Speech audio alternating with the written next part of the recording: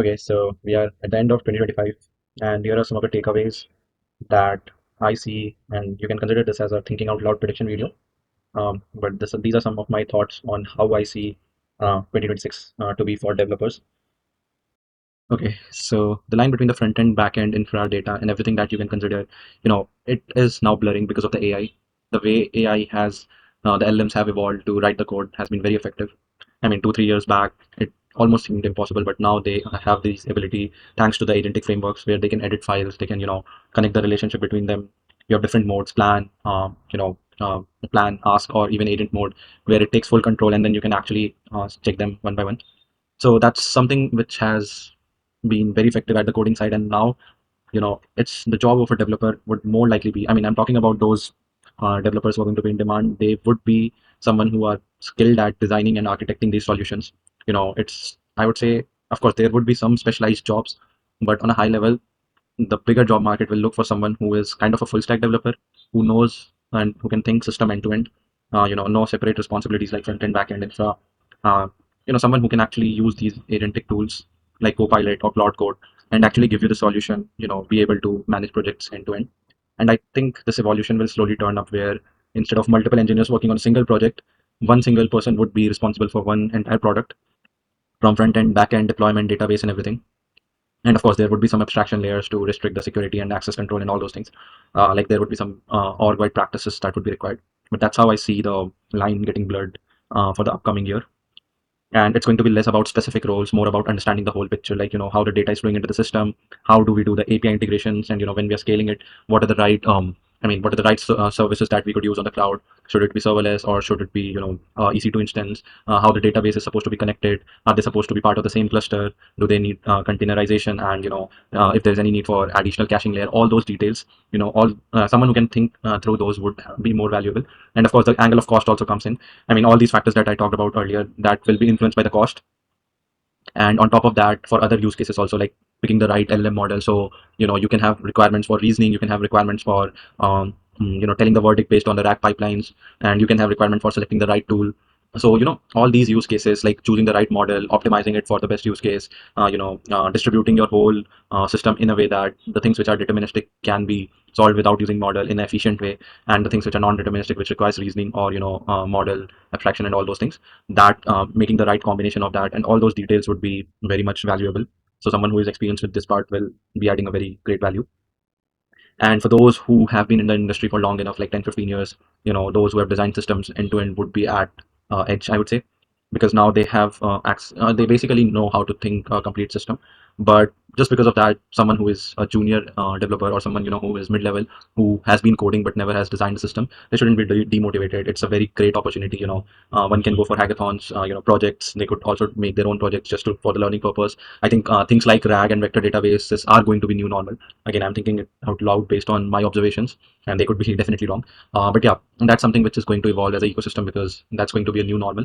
And as someone who is new to system design and all, you can always take part in hackathon events. That is a very great way to get exposed to these projects which involve all these AI components, LLM models, agentic frameworks, and everything.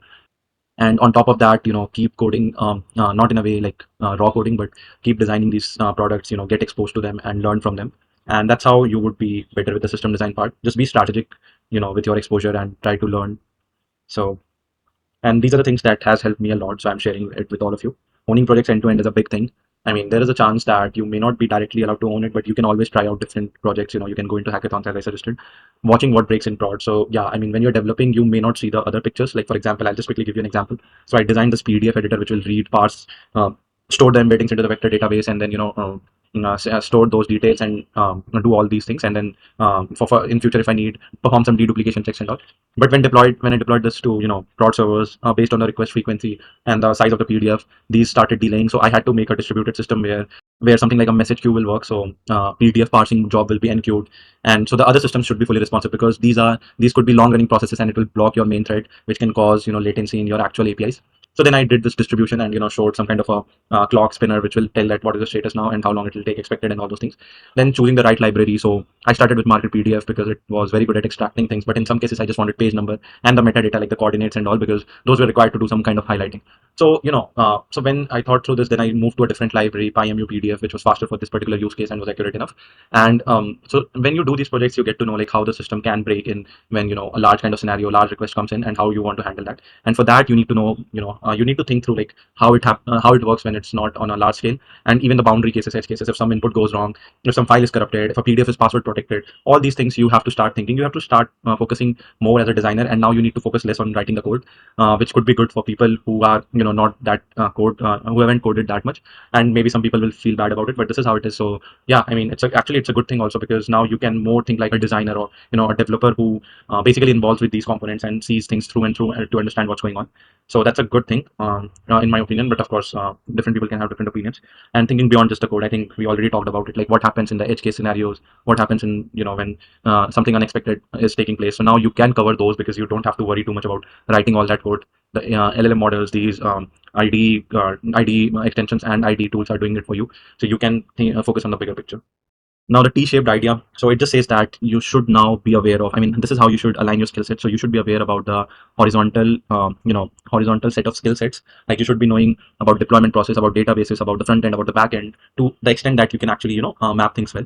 And yeah, I mean, it's always best to know, as I would say, not very deep, but in an extent that you cover basics. Like for example, if you tell a AI to write a front end component, maybe it will try to use legacy code, maybe it will try to not use modern CSS features which have been implemented in the browser. Rather, it will try to focus on something which is already implemented as a JavaScript library. Or and also, like, let's say if you need to make API calls, maybe if you're using React, it could try to put everything in use effect rather than using something like TanStack or use SWR. So there are a lot of scenarios which actually, if you should know a horizon. I mean, when I talk about this horizon of skill sets, and knowing enough to navigate to the landscape, I don't just mean that just know at a very high level. To some extent, you should always dig deeper so that you understand the concepts and everything. And then there should be one, particular one or two skills where you can go in complete depth. If I would be you in 2026, I will try to go into agentic frameworks, which is going to be, I think, the next. I won't say the big thing, but next very um, involving thing into a lot of tech stacks, if that sounds if that makes sense. So like for example, agentic frameworks are going to be the new normal, because it does help you with connecting to different use cases which may not be initially built, which your application is not built for initially, where reasoning is involved, where you actually need live actions and all those things. And then MCP is also I mean, one of those things. I mean, I don't personally so far I haven't used MCP to a great extent, but I do think that it could actually add value if it evolves even better. As far I mean, so far I don't have any strong use case of MCP, but it does look promising. So yeah, either of those. Also, you can look into Gen AI improvements, how these LLM tuning work, how you can have your custom I won't say custom LLM, because that is going to be a too much work, but custom, maybe trained LLM, fine tuned for a specific use case, and how it can learn from its memory, how it can evolve, all those things. And then Gen AI is, I think, still in that niche stage. I mean, photo and video generators have been very good, but I think there's a lot of scope of improvement for them in the future. So I think they will also get better with time. But I mean, this is more of a research and development topic, where you know these algorithms, try to make improvements, and I mean, you can go that way also, and that could actually be good. But as a developer, maybe it won't be very useful. I mean, if you're looking for day-to-day developer jobs, that experience is more like a very specialized way to do things. So yeah, but it's definitely worth, because if you go get something there, who knows, you can be the next big creator in that ecosystem. And with AI, the value is not using it, but it's in using it well. So you have seen people. I mean, even when I was starting, I was able to generate a lot of code, and at some point it gets overwhelming because it makes so much changes, and it's very good at doing that. And then at some point you may lose touch. So you should always focus on what is your specific use case. Try to break it down into multiple sub segments, and then pick those segments, and then go with that. I've seen that when you prompt too much, like in a single prompt, you try to perform a lot of tasks, then it tries to assume things. To solve that, you can go into the plan mode. A lot of these IDE integration support, plan, agent, chat mode, GitHub Copilot being the most common one. But if not, if not that, then you should always try to break it down into small segments, and then prompt AI. In that way, you get more control, I believe. And to be honest, writing continuous code, like something related to vibe coding, I would say I was not very successful with that. Rather, I mean, I still use these IDE extensions a lot, but not in a way like a vibe coder will do. I would try to break it down into multiple processes, steps, and then go step by step, so that I feel like if it goes in complete vibe code mode, then at some point you completely lose control, and you have no idea like what's going on and how it is doing that. So that is something that I would like to highlight. When you do it, you will feel like you're doing so many things, but as your project grows and becomes complex, then you realize that okay, now how do I break it down or make further changes, which can be tricky. So that is also something that you should be taking care of. And these are the things that I am paying attention to, when to call a model and when not to. You should be very, very clear. I have seen this hype getting into the agentic framework and people making agents out of everything. Even a very simple thing like a deterministic task, they would create multiple agents to handle that. And yeah, I mean, I would say that if you know that okay, a particular case follows a certain workflow and it is always going to be deterministic, instead of using agent, use normal functions, normal tools and everything. I would say agents are needed when there is some kind of a reasoning involved, and when you know that your paths can diverge to multiple options and all. In those cases, agents can be very, very helpful. And another thing is that when you make right choice, you do save a lot on LLM tokens. And I cannot emphasize enough like how important it is, because these LLMs, based on the model that you're using and the overall tokens, input output tokens, these costs can be substantially brought down to specific numbers. So that is an important aspect.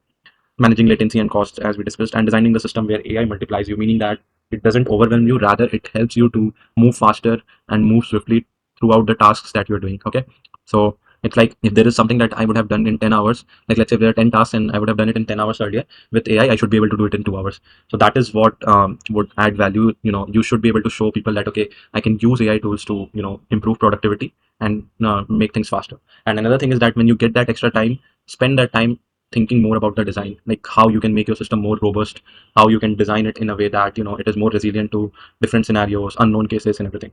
Okay, it's less about writing lots of code, more about writing the right code, making the right choices and focusing on the bigger problems, covering edge cases, different scenarios and all that, like architecture trade-offs, edge cases and failure mode, as we discussed. And these are the skills that I would say that can compound over time. Cloud fundamentals is going to rock, because I mean, anyways, you are going to extract these models over cloud only. And so, being able to run these models smoothly over cloud, and knowing like how to, access these things, AI tools like AWS, you can use Amazon Bedrock models, and in Google Cloud, you can use Google's Gen AI library. Different Gen AI models are there. Then there's something called Light LLM to connect with multiple models. So yeah, I mean, you should be knowing about these things, because these will be very important, and these will help you to have the bigger picture, like how the integration is going to happen. So coming to the second point, which is AI integration, it could be related to LLMs, it could be related to agentic framework, it could be related to RAG pipelines. You should be very fluent and clear about those things. So that's an important aspect. Then system thinking, I think we have already discussed this in much detail. And finally, communication. I think even before AI, communication is one of the biggest, I would say one of the most important aspects. Whether there's AI or not, you should be able to communicate your ideas very well, and tell your plan, strategy to other stakeholders, so that they know what's going to happen. And even like if something is very complex or technical, you should be able to break it down. So that value is not going anywhere, that is also going to add more value. And the final thing is just stay curious. Yeah, I mean, that's the most important thing I would say. Look about these things, how the advancements are happening, what are the new frameworks that is coming in, any companies which are already working on these research papers or something like that, so that you basically, your curiosity will take you everywhere, I would say, because you will try out different things, get involved in different projects and work like that. And that will actually help you, and that is the biggest compounding skill which can help you grow as an individual and as a skill developer. Finally, it's not about being replaced by AI. 2026 is not going to be that year. I mean, we have seen those kind of things happening in 2025 and maybe 2024 also. But as the demand is going to increase, these tools are going to generate a lot of code. One of the skills that you should be good at is debugging skills, because yeah, I mean, that is one of the, I would say, a little disadvantage to the people who came into this business after the AI. AI was launched, because the debugging skill is something that when you do the live debugging, the first instinct when you do it with AI or LLM or these IDs is that whatever error you get, you just copy paste to the AI. I mean, these LLMs, and they will try to figure a solution out for you. But in case of, I mean, earlier you used to search it in Stack Overflow or find a solution, try out different things. So when these when these LLMs are going to generate a lot of code, in those cases there would be times when you would need to do optimizations, or you would need to do bug fixes, and because these components will be connected and they could be very complex depending upon how deep the application is. In those cases, your debugging skills will be the only skills that will help you. It will be like working on a big project which you have lesser idea of, and of course you wouldn't get to work on a new project all the time. There would be time when you will be supposed to take over a existing project and fix bugs, and in those cases your debugging skills will be your best friend. So also focus on that area. When you I mean, when you get a chance, just always try to look at the error first, and you can also go for the I mean, again, this can be a little controversial, but I would say doing a little bit of data structure and algorithms, like solving problems. I won't say do that lead code kind of a thing, but again, big tech companies are still looking for that. So if your path is there, you might have to know that part as very well as. But in general terms, doing a little bit of DSA always helps. It helps you to, I would say, expand your problem solving abilities, which is a good thing. You can do it as a hobby, I would say, but yeah, I mean, not at a very high priority. As a developer, I would say, like, most of the companies may not go that deep into DSA, but they will definitely want to know how skilled you are, thinking systems end to end, and that's the bigger skill. However, if you're targeting for some big tech companies which must need DS in first round or second round, then I mean you got no choice. But in general, I would say that wouldn't be a requirement. That's what I feel based on how the trends are going on. And yeah, it's not about being replaced by AI. It's about being amplified by it. Think systems, build depth, and stay curious. That's all for this video. I hope you liked it, and I hope you have a very great next year ahead. And if you have any questions, yeah, feel free to ask. I've been doing a lot of work in the AI integrations and agentic frameworks, and I'm actually liking this. I'm actually loving it, I would say. So yeah, most likely I'll make some new tutorials on top of that. But that's all. And feel free to ask any questions or queries in the comment. And see you next time. Bye bye.